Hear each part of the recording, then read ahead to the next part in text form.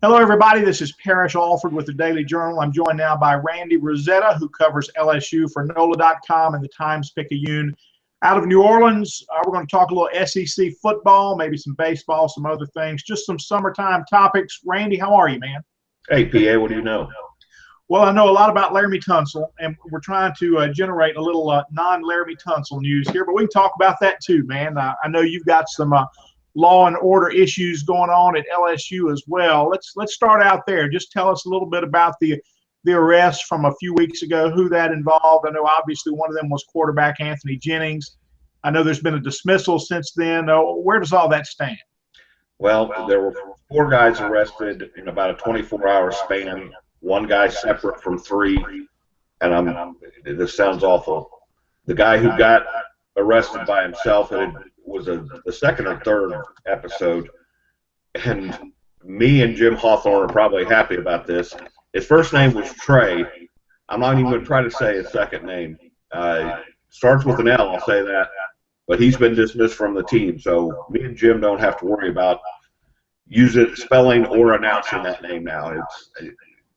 He was a kid who was trouble from the beginning, and a lot of people want to attach that to coaches.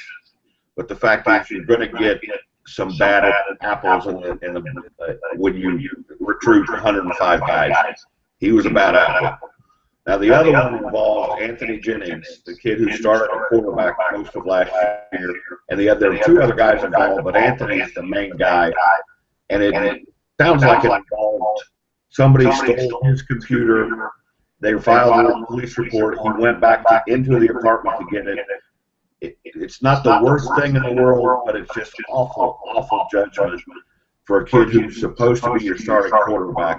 You need to know that you're an official. You can't make those kind of decisions. You let legal paths take their course. He didn't do that. Right now he's suspended, and I don't think he'll play the first year. You know, Randy, you mentioned difficult names. Man, I'm surprised to hear an LSU beat writer complain about difficult names. I think, everything has an EAUX down there, doesn't it? I'm from down there. I can poke fun at the culture. I'm from down there. I understand. I can handle those. This young man is from Hawaii, or he's Tongan. I'm not sure what. He's from the Dallas area, actually. And I should have. I'm pretty sure Les Miles maybe somewhat happy to have to say this young man's name. It had a lot of vowels in it. One of those names. Tell us a little bit about Anthony Jennings and that quarterback race. And obviously, he was the primary starter last year, but where does all that stand right now? Well, right now, this is Brandon Harris's job, I would think. It's it was those 2 guys last year. You had a sophomore who hadn't played much, a freshman who was new and hadn't played at all. There was a battle for the job all fall. Anthony Jennings got it, I think, basically because he was the safer option, not necessarily the better quarterback, but I think Les Miles and Cam Cameron felt like they could trust him to not make a lot of mistakes, which is ironic because now he's lost that trust off the field. And I'll go back to that. It's just a bad decision for a kid who seems like a pretty good kid that you wouldn't expect to make those kind of bad decisions. But he has, and now I think Brandon Harris climbs to the top of the depth chart, and it's up to him now to take it by the throat, move forward, and kind of make sure that when Anthony Jennings is out of the doghouse, that he's the backup. There's no more competition for the job.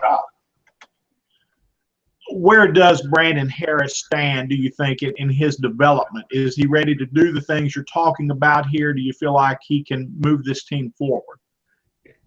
I think this, my cohort, Ron Higgins and Jim Kleinfield, think this. It's never been a physical thing with Brandon Harris. You watch him play, he's got the arm, he's got the athleticism, he's got the legs. With Brandon, it's always a matter of getting the play from the sideline, translating it and getting it to the huddle, and then going to the line of scrimmage and executing it. Has he made the progress where he can get that touch on? That's the big key with him. And I think Cam Cameron had to adjust a little bit too. Cam Cameron is a great quarterback coach with veteran guys. That's why he was a good quarterback coach in the NFL.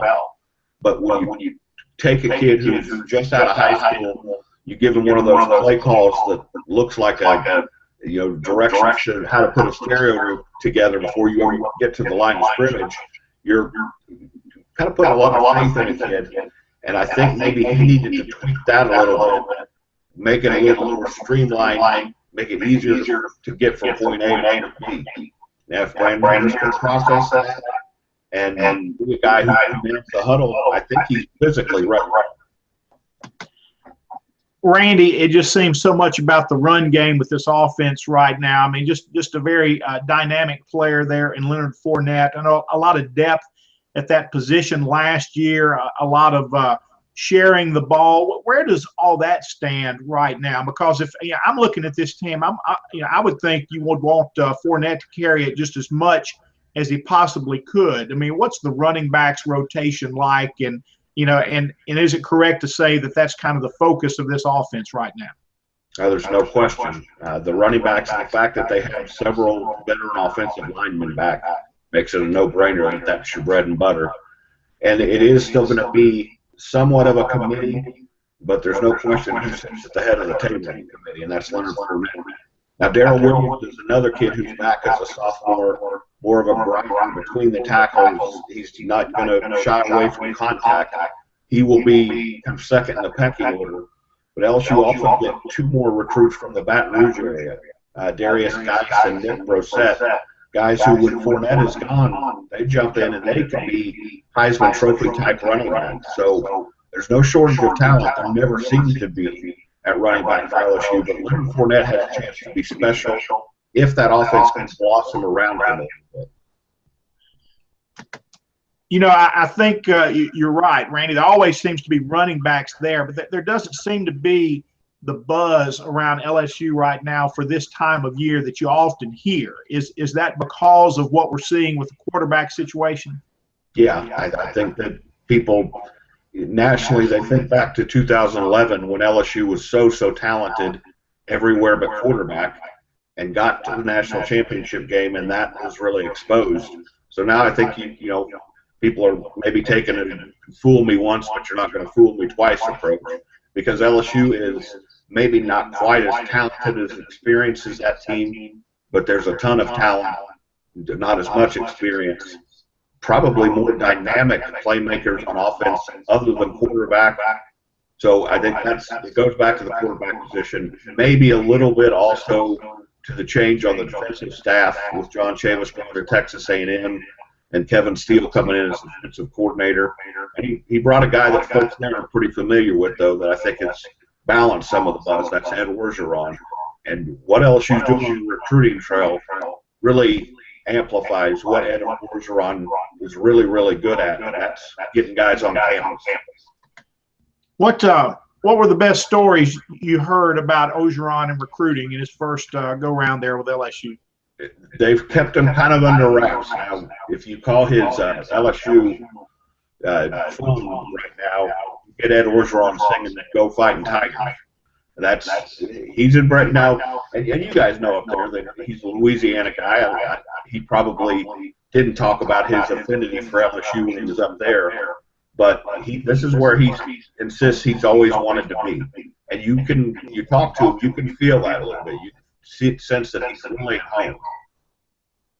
Well, no stories yet about ripping off his shirt and showing his guns and just really kind of embracing the physical part of football. You hadn't heard that yet? Not yet. Is he a more diplomatic, a kinder, gentler Ed Orgeron? I think we have seen the evolution of Ed Orgeron. I think that being a head coach, being away from being a head coach, going through what he has. I thought when he was the interim head coach at USC, he really took a step forward in terms of being, that diplomat, the face of the program. And I think that's carried over now as an assistant. And let's face it, being an LSU coach who recruits Louisiana, you don't have to do a whole lot of song and dance. You go out and sell the program. It's easy to sell that to Louisiana guys.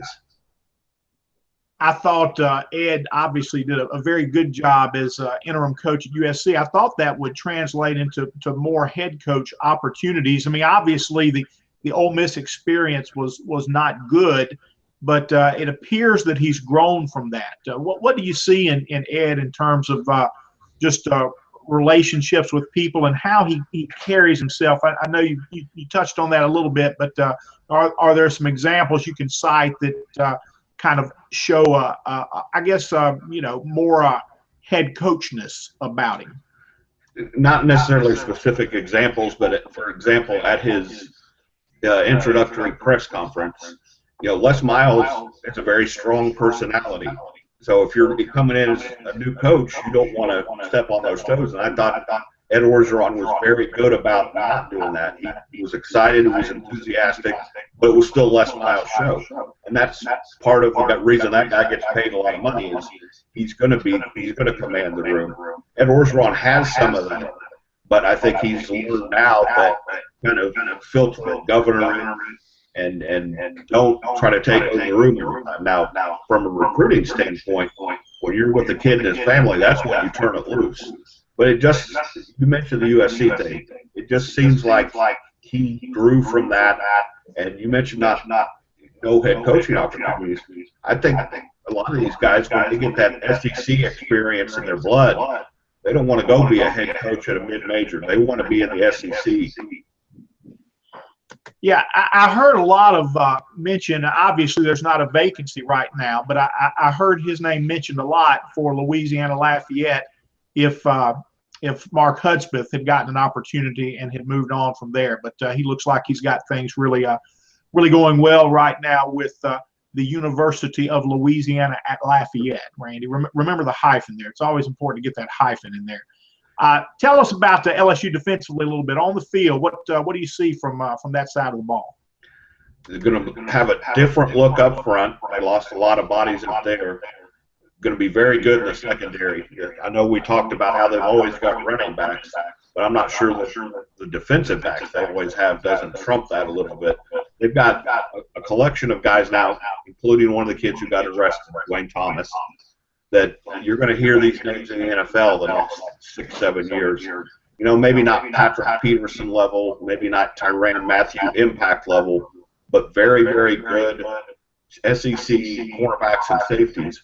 So I think they're going to rely on those guys a lot. I think you'll see more 4-2-5 again. That's kind of what John Chavis transferred into. Is that they weren't heavy up front. It was more, what can these secondary guys do? Now they've started recruiting linebackers a lot differently. I never quite understood, with John Chavis being a linebacker guru, why they couldn't be better there.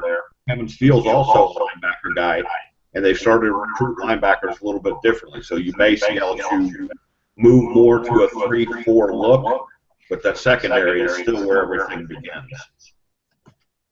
Shifting gears a little bit, Randy, what was your take on LSU's College World Series experience? I know going into that, I really thought that they would get off on a faster start. I thought they'd pitch it better based on the pitching that I saw from them in the regional against Louisiana Lafayette.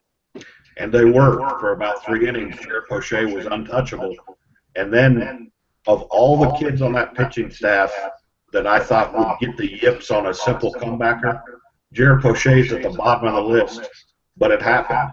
He gets a comebacker against their leadoff hitter. All he's got to do is move a few feet to his left or right, just get off the mound and throw to first base, and he's retired 10 in a row. And then maybe the inning's over a couple batters later.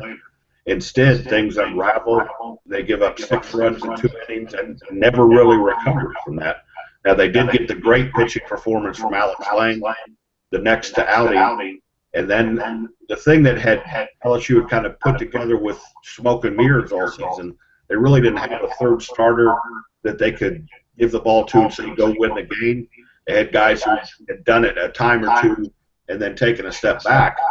But when you're in the College World Series, you really want that third guy that you can lean on. They didn't have that. They were a young pitching staff, and it showed. They had to go Johnny Holstaff in the last game, and this time it didn't work. During the season, it did work. That was the 23rd game where they went Johnny Holstaff and they won 18 of them. That was not one of them. They got hurt a little bit. A kid named Mac Marshall, who was a draft pick of the Astros, was on campus in the fall and decided he didn't want to go to school anymore, so he left. Then they had another who got drafted in the 11th round named Jake Lapp, left-hander, who was probably the number 3 guy, and he could not shake elbow soreness, so he didn't pitch all season.